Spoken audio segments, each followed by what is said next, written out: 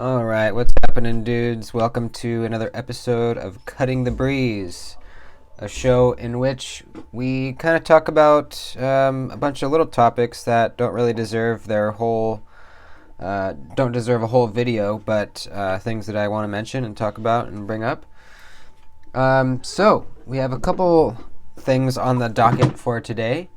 First of all being, I finished my third ever knife.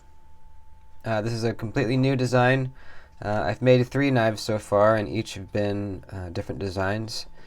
And so this is a new one, and one that I love very much. It's made out of 1095 steel. It's got really beautiful walnut handles and brass pins. So I call this knife the ranch hand, and the reason for that is apparently Mexican ranchers, a lot of them used to carry knives that they would use for pretty much everything. They would prep their food with them. They would butcher animals with them. Do all types of ranch work with them. Pretty much just an all-purpose fixed blade knife. And as a result of needing a knife for all of those tasks, this kind of, their knives kind of resembled if you will, a tactical kitchen knife, if you will.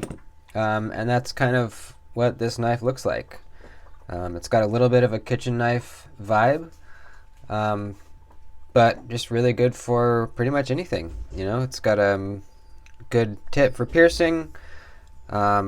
It's got a low point for your drag cuts, utility cuts, and the base of the blade here is pretty. It's not back here, so your knuckles aren't going to be hitting the surface too much if you're chopping vegetables or something like that. That's what it is. This is the ranch hand.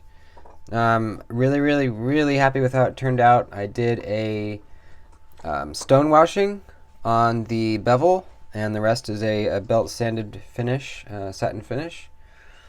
This is my first time trying a stone wash on a blade, and I think it turned out very, very well.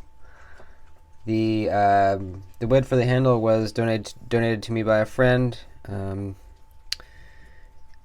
I love how it looks. It really kind of accentuates the whole kitchen knife vibe, I think, and just really, really happy with how it turned out.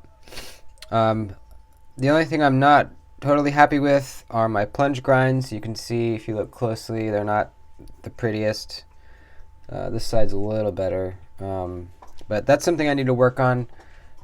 Is my plunge grinds. For some reason, I have a difficult time getting those clean in there.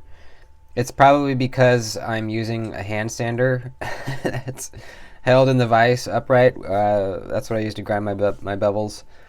So it's really not the best tool for the job, and eventually I will hopefully have a real belt sander and probably be able to do much better looking bevels. So happy with it. I'll say it.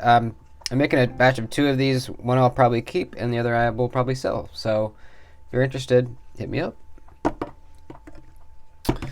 Alright, so let's see. The 2 newest knives to come into my possession is the Kizer Deviant, which I bought and am loving very, very much. We got a nice patina happening on the copper and the micarta. I knew I was going to love this knife, and I really do. I just think it looks really classy. I love all the patina that's going on. We have a nice high polish on the liners, which I really like. Another kind of small detail that I really enjoy is the fact that there's no jimping on the lock bar there, on the liner lock. And there's such good access to it that you don't need it there. And that's something I really like. Just for example, most knives have the jimping there. You can see it there. on the liner, and having it not there, I think really just kind of cleans up this whole area in here, and I think makes it look much, much better. It's nice on the finger. I just think it's a nice choice. If you have good access to it, like you do here, just don't put jimping on it. Just don't need it. So really loving this knife very much. It still has the factory edge. I haven't put one of my edges on it yet. I kind of wanted to just see how long it would hold up. This is M390, and I don't have much experience at all with M390, so I wanted to just see how the factory edge would hold up. It's still not quite dropped shut, but it's definitely smoothing up, and I think another couple weeks and it's going to be totally dropping. So the next knife that was new to me is the Hogue Ballista 1. I got this in a trade, and I'm really liking it so far. This thing has a powerful kind of smack open. Really liking it. Yeah, this thing is just powerful. You can see my hand kind of shaking when it opens. I was kind of, I don't know, weirded out, I guess you could say, about this little sharpening choil area that's above the finger choil. Most knives, that is just eliminated, and it just flows right into the finger choil. Basically the finger choil is your sharpening choil. But this one, they decided to make them separate, and I believe their reason for doing that is to protect your finger from possibly sliding up this way and getting cut, which has never happened to me, and I think is pretty unlikely to happen.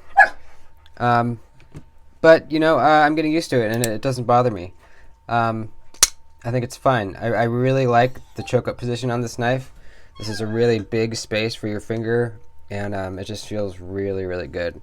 Also, the stonewashing that Hogue does is just really nice. Really, really nice. Here, let me open my window a little bit more so you can get some natural light in here. There we go. That's better.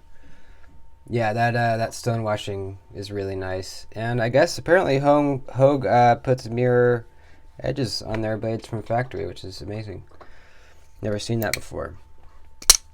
Really liking that. And also, I recently had the opportunity to buy this knife from Asher Knife Company.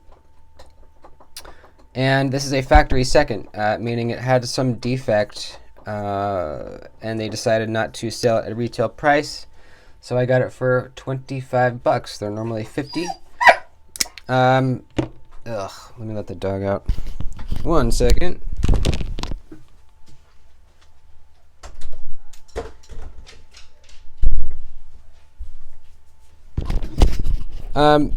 So I got it for $25, and I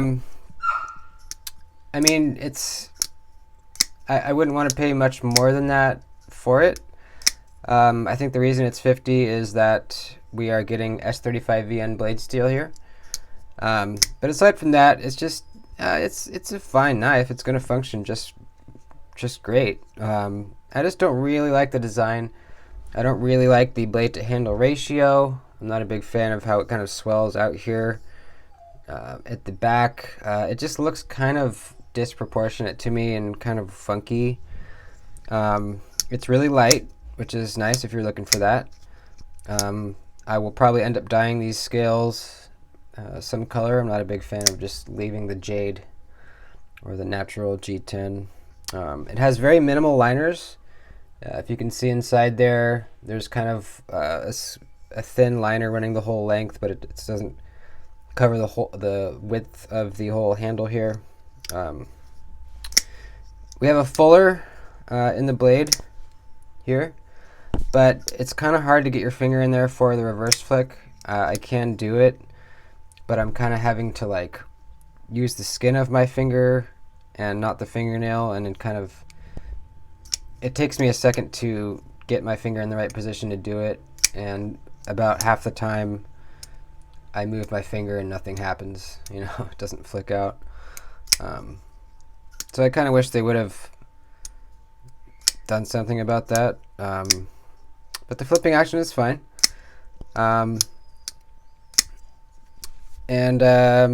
Yeah, not much else to say about it. I think the pocket clip is pretty ugly, but it is inset. And yeah, I mean that's about it. This is a good, it's a really good blade steel, and it'll be just a good smaller lightweight knife. I might end up giving this away in a giveaway, or giving it to a buddy or a friend or somebody, because I already have my bases covered for lightweight, medium-sized knives. So I just couldn't resist the $25. Had to at least just check it out, So let's see, what else? That's kind of it. How long have we been going here? 10, 11 minutes? Yeah, I think that'll do it.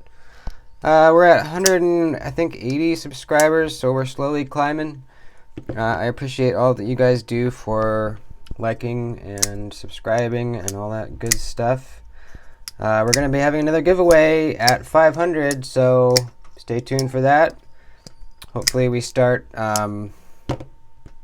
climbing as far as the subscriber count goes. Hopefully we start climbing a little bit quicker. But we are on a very slow trek up the old YouTube mountain. So we're on our way. And thanks, guys. And I'll see ya in the next one. Adios.